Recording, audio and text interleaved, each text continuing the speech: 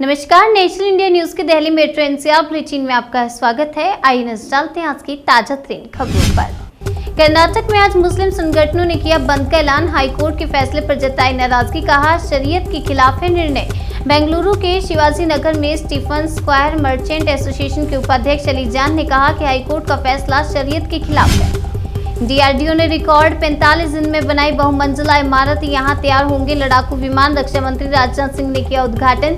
इमारत के भीतर एडवांस्ड मीडियम कॉम्बैट एयरक्राफ्ट परियोजना के तहत लड़ाकू विमान और फ्लाइट कंट्रोल सिस्टम के लिए वैमानिकी विकसित करने की सुविधा होगी। महाराष्ट्र के नागपुर में 22 साल की युवती का जला हुआ शव बरामद, पुलिस ने शुरू की जांच। नागपुर में 22 वर्षीय लड़की का जला हुआ शव बरामद होने से क्षेत्र में सनसनी फैल गई। सूचना पर पहुंची स्थानीय पुलिस ने मामले की जांच पड़ताल शुरू की। अगली खबर जम्मू कश्मीर से। साल भर में 175 आतंकी ढेर, आतंकियों की गिरफ्तारी और नक्सली अभियान को लेकर सीआरपीएफ के डीजी का दावा। सीआरपीएफ के डीजी कुलदीप सिंह ने कहा कि सीआरपीएफ जवानों ने 1 मार्च 2021 से 16 मार्च 2022 तक जम्मू कश्मीर में 175 आतंकियों को मार गिराया, वहीं 183 आतंकियों को गिरफ्तार करने में सफलता मिली है। स्वास्थ्य मंत्रालय का दावा, कहा भारत अन्य देशों के मुकाबले ओमिक्रॉन वेरिएंट से बेहतर तरीके से निपटा। सरकार ने कहा कोरोना वायरस के ओमिक्रॉन स्वरूप से भारत अन्य देशों के मुकाबले बेहतर तरीके से निपटा। राष्ट्रीय प्रशासनिक अकादमी में भावी अफसरों से बोले पीएम मोदी, कहा चैलेंजिंग जॉब की बात ही कुछ अलग, कंफर्ट जोन रोकेगा प्रगति। प्रधानमंत्री नरेंद्र मोदी ने कहा कि कोरोना ने जो परिस्थितियां पैदा की हैं उसमें एक नया वर्ल्ड ऑर्डर उभरा रहा है और इस नए वर्ल्ड ऑर्डर में भारत को अपनी भूमिका बढ़ानी और तेज गति से अपना विकास भी करना है। केंद्रीय गृह मंत्री अमित शाह ने कांग्रेस पर साधा निशाना, कहा आजादी के बाद नहीं दिया गया भूमि मार्गों पर ध्यान। गृह मंत्री अमित शाह ने कहा कि पूरे देश के भूगोल और इतिहास का अध्ययन करें तो हमें पता चलेगा कि पूरे विश्व में भारत एकमात्र भू संस्कृति वाला देश है।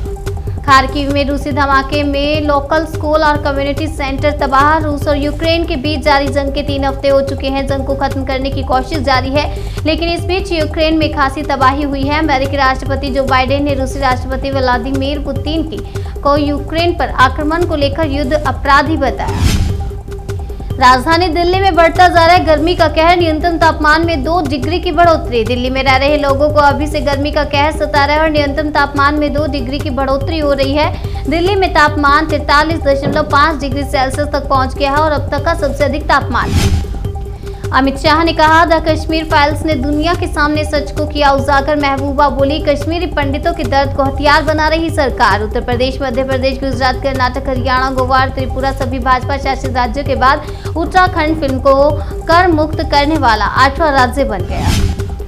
दिल्ली में दंगों में जान गंवाने वाले अंकित शर्मा के भाई को केजरीवाल सरकार ने दी सरकारी नौकरी, परिवार को 1 करोड़ रुपए। दिल्ली दंगों में जान गंवाने वाले आईबी कर्मचारी के भाई को केजरीवाल सरकार ने सरकारी नौकरी दी है। अंकित शर्मा की दिल्ली हिंसा में हत्या कर दी गई थी। अमेरिका अधिक यूक्रेनी शरणार्थियों को अपने देश में नहीं दे रहा जगह, शरण देने में पोलैंड सबसे आगे। यूक्रेन पर रूस के हमले के बाद से लाखों लोग देश छोड़ अन्य देशों में शरण ले रहे हैं। ये देश इन्हें शरण देने में उदारता भी दिखा रहे हैं, पर अमेरिका का रुख बाकी देशों जैसा नहीं है।